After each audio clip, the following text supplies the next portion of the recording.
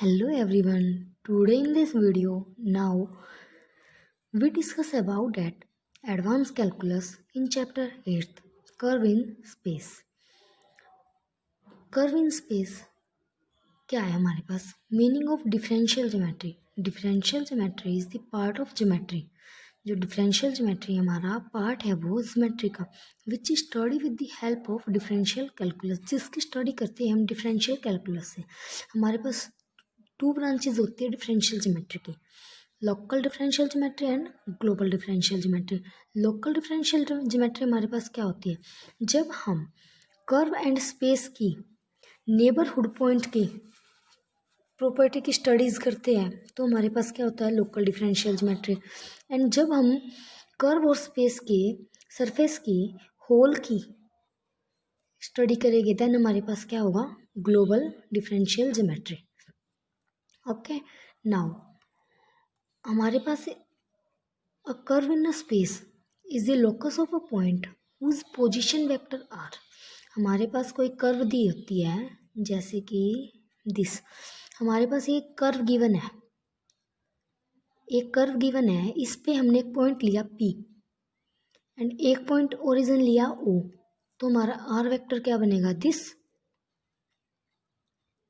ये हमारा are vector बनेगा. आर वेक्टर हमारा ये होगा तो हमारे पास कार्टेशियन कोऑर्डिनेट क्या हो गया? XYZ of a point P पे. For the component of r vector are the function of parametric T.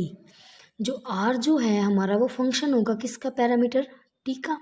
तो R vector is equal to XI cap plus YJ cap plus ZK cap is equal to, जब हमारा are vector जो है वो हमारा parameter of T के है, function of T का पैरामीटर है, देन हमारे फंक्शन आर वेक्टर क्या है हमारे पास? XYZ.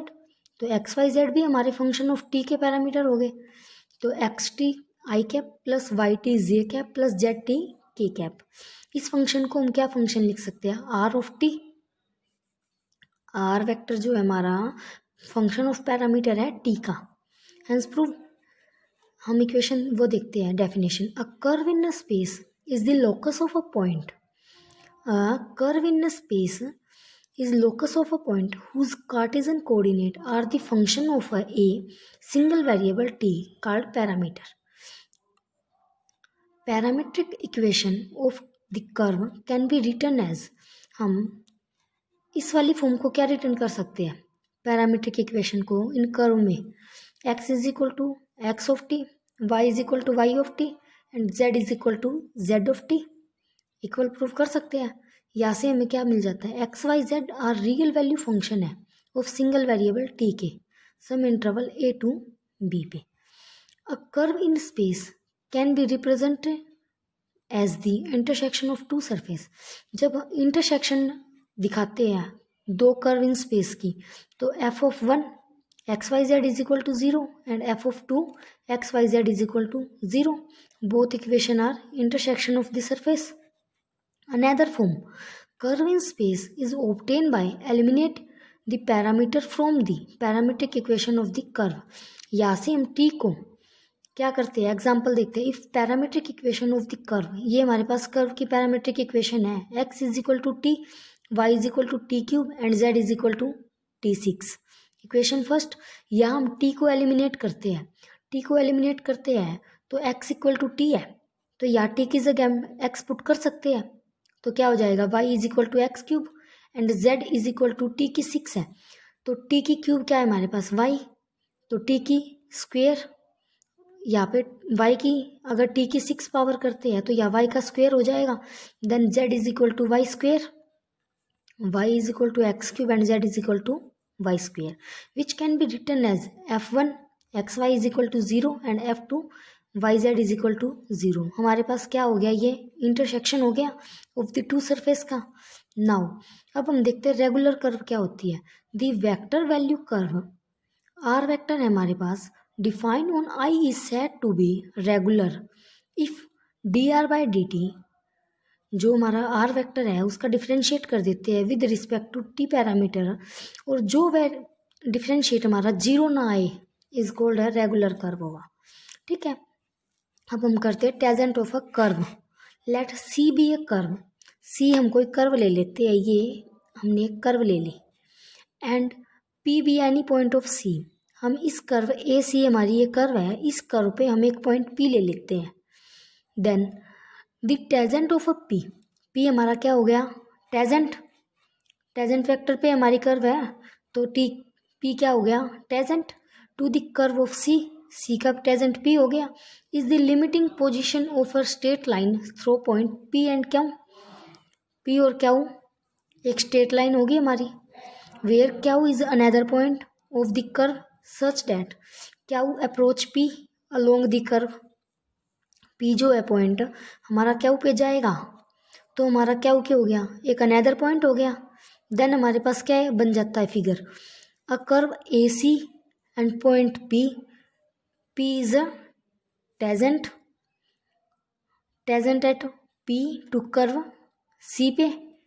Then let unit vector along the tangent to a given curve, अब हमें क्या निकालना है, यूनिट वेक्टर निकालना है along the tangent to a given curve, जो गिवन कर्व जो है हमें वो टेजेंट देती है पी, और पी के अलोंग हमें यूनिट वेक्टर फाइंड आउट करना है। Let P and Q two consecutive points, एक पी पॉइंट एक Q points on the curve के हो गए, see whose position vector R, हमारे पास ये पॉइंट पी है, ये ओरिजिन ओ है, तो यहाँ से हमारा एक वेक्टर क्या बनेगा, आर वेक्टर बनेगा, पोजीशन वेक्टर के अलोंग आर वेक्टर बनेगा हमारा, और ओरिजिन से अदर वेक्टर क्या बनेगा, R plus del R, O C हमारे पास क्या है, other vector R and R plus del R vector with respect to origin O, हमारे with respect to origin O के दो वेक्टर बने, एक आर वेक्टर एक R plus del R vector, तो ओ पी क्या हो गया, इक्वल टू आर वेक्टर के, और ओ क्या बनेगा हमारा, R plus del R vector, हमें क्या फाइंड आउट करना है, P of Q, P of Q find out करेंगे, then P of Q is equal to O Q minus O P कर देंगे, ओ क्यू क्या है, R plus del R, and O P क्या है, R vector, R plus del R vector minus R, R से R cancel, del R, तो O P क्या आ गया हमारे पास, डेल आर, ये देखो P Q is equal to O Q minus O P, O Q क्या था, R plus del R, O P क्या था, माइनस आर, आर से आर कैंसिल, पी क्यू क्या, del R vector. Suppose A is some fix point of curve such that arc A P is equal to S, अगर हमारे पास ये curve है पूरी, और कर्व में हम इस पॉइंट को, जो टेजेंट पॉइंट पी है, पी से नीचे वाली कर्व तो हम एस ले लेते हैं, तो ऊपर वाली कर्व बचेगी वो हमारी क्या होगी, डेल एस, पूरी कर्व हमारे पास क्या है, S plus del S, same as जैसे इसमें किया था, आर ये आर वेक्टर, और अदर वेक्टर क्या बनेगा हमारा, आर प्लस डेल आर, तो सेम एज अगर ए टू पी कर्व हमारे पास आर्क जो है ए टू पी एस है, तो पूरा वेक्टर पूरी आर्क क्या होगी, एस प्लस डेल एस, तो यहाँ से हम क्या करेंगे, A P is equal to S and arc of A Q S plus del S, तो यहाँ से अगर हम आर्क ऑफ पी क्यू निकालें तो हमारी क्या आएगी, S plus del S minus S del S आ जाएगी, तो यहाँ से हम क्या निकालेंगे, नाउ यूनिट वेक्टर के अलोंग, यूनिट वेक्टर के अलोंग हम कोड पी क्यू निकालते हैं, जो जैसा मैंने बताया पी क्यू निकालेंगे हम, यहाँ से पी क्यू निकालेंगे तो क्या करेंगे, ए पी और A Q minus A P कर देंगे, means S plus del S minus S क्या आ जाएगा, डेल एस, तो कोड ऑफ पी क्यू क्या है हमारे पास, del R by magnitude of del R, del R by magnitude of del R का क्या लिख सकते हैं हम, del R by del S into del S by del R का मैग्नीट्यूड, यहाँ से हम del R by del S into del S by magnitude of del R लिख सकते हैं। लेट क्यू टू पी, हमने क्या किया था, पी और क्यू की आर्क निकाली थी, तो हम इसको क्या करते हैं, Q to P, Q and P, then the कोड पी पी क्या कोड है हमारी, become the tangent P, tangent क्या था हमारा पी और क्यू आर का, एंड क्यू टू पी पे टेजेंट क्या था पी, टेजेंट ऑफ पी। तो इसको हम क्या लिख सकते हैं, unit vector along the tangent of P, unit vector tangent of P बना सकते हैं पी क्यू को। Then limit Q to P del R by del S into del S by magnitude of del R vector.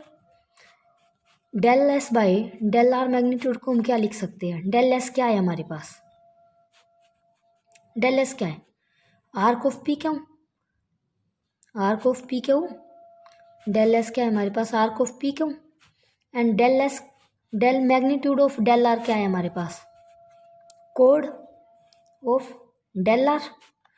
तो ये कर देंगे हम इसको, del S by del R magnitude को क्या लिख सकते हैं, arc of P Q by कोड ऑफ पी क्यू। तो हमारा क्या आ जाएगा, Q tend P limit arc P Q by कोड पी क्यू टेंड करती है 1 को, तो हमारी D S by D T आ जाएगी, D R by D S आ जाएगा। Denoting unit vector tangent P पे, जो हमारा यूनिट वेक्टर जो हमारा टेजेंट पी था उसको हम डिनोटिंग क्या कर सकते हैं, T, T is equal to D R by D S. R का डिफ्रेंशिएट करते हैं तो D R by D S, equation first, T is equal to D R by D S. D R by D S को क्या लिख सकते हैं, P के along D R by D T and D S by D T, equation second बन जाएगी। यहाँ से D R by D T क्या आ जाएगा, D S D T side आ जाएगा, T into D S by D T, D R by D T is equal to T into D S by D T. Magnitude of D R by D T is equal to magnitude of T and magnitude of D S by D T. Magnitude of T क्या होता है, equal to 1 के, then D R by D T is equal to magnitude of D S by D T. तो हम क्या लिख सकते हैं, D R by D T का मैग्नीट्यूड इज इक्वल टू आ गया D S by D T के, इक्वेशन क्या हो गई third. Now equation second and third, second equation क्या थी दिस एंड थर्ड इक्वेशन क्या है this, T is equal to D R by D T, D R by D T, D S by D T को हम क्या लिख सकते हैं, D R by D T का मैग्नीट्यूड, तो हम यहाँ पुट कर देंगे D R by D T का magnitude, T is equal to D R by D T by magnitude of D R by D T, equation fourth बन गई। From